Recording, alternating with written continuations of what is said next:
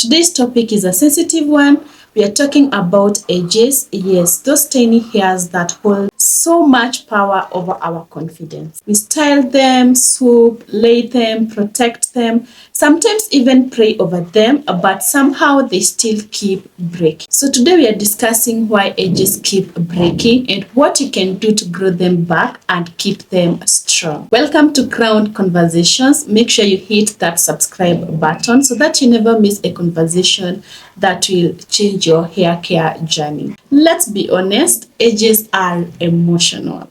When your edges are full, sleek, and thriving, it's giving main character energy. But when they start thinning, it feels like a heartbreak in slow motion.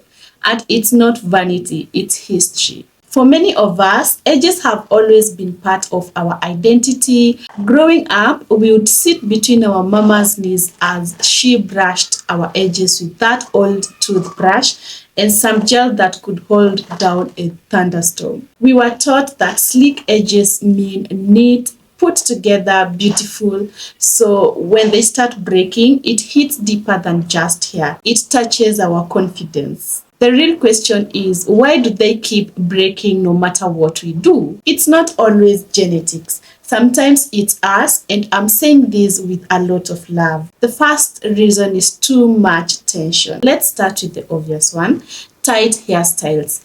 This brings too much tension to our hairline. Those braids, those sleek buns, weaves, ponytails, if your style starts with snatched, your edges must be screaming. Hair follicles around the hairline are the most fragile, so that constant pulling weakens them until they give up. So next time your stylist says, "Should I make it tighter?" please just say, "No, thank you."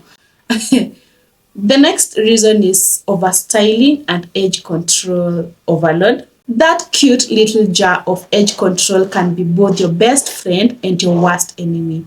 Most of these gels are packed with alcohol and harsh polymers that dry your hairline and cause flaking and breakage. So if you're applying it daily and maybe brushing your edges every morning, you're basically giving them a mini workout, of course with no rest days. And when they thin out, therefore they become prone to damage. Try switching to gentle styling and moisturizing gels that nourish instead of strip your hair moisture and drying your hair. Remember, you can't lay what is already breaking.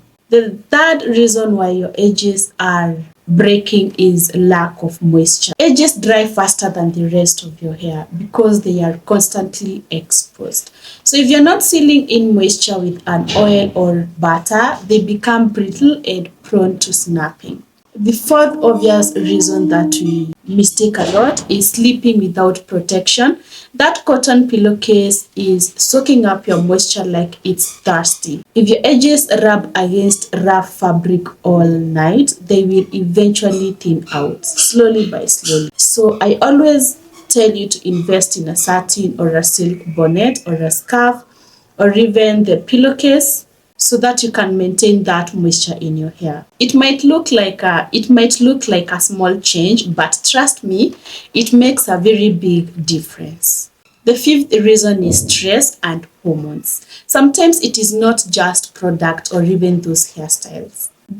Stress, maybe postpartum changes after mom gives birth, or even health conditions like traction alopecia can contribute to age loss. So your body speaks through your hair. So when your life gets heavy, your edges might also be showing some signs. Sometimes it might be a health condition or even maybe some drugs that you're taking that might end up making you lose hairs. Note that your body speaks through your hair as well. So any changes in your hair, try to reflect on your lifestyle or what is happening in your life within that particular time. Now that we know why our edges keep breaking, let's talk about how we can restore the edges, because I truly believe your edges can come back stronger than ever. The first step is giving your edges a break. That means you're not doing very tight styles, No constant brushing, no daily edge control marathons. Let your edges breathe, because the moment you're using an edge control, some of these edge controls are not moisturizing enough. They dry your edges. That effect of drying makes your hair brittle, and therefore they are prone to much more breakage. Again, ensure that you're massaging so that you can stimulate your scalp. Massage your edges maybe 3 to 4 times a week with oils like maybe rosemary oil, peppermint oil, or castor oil, because this will improve blood flow and encourage growth. Consistency here is the secret ingredient. Don't expect overnight results. You must be consistent with everything you're doing to your hair. The third step is moisture and protection. Always keep your edges hydrated with a lightweight leave-in, or maybe, for example, aloe vera juice, and then seal with an oil. At night, cover them gently with satin or a silk to retain the moisture. Don't expose them to cotton pillowcases.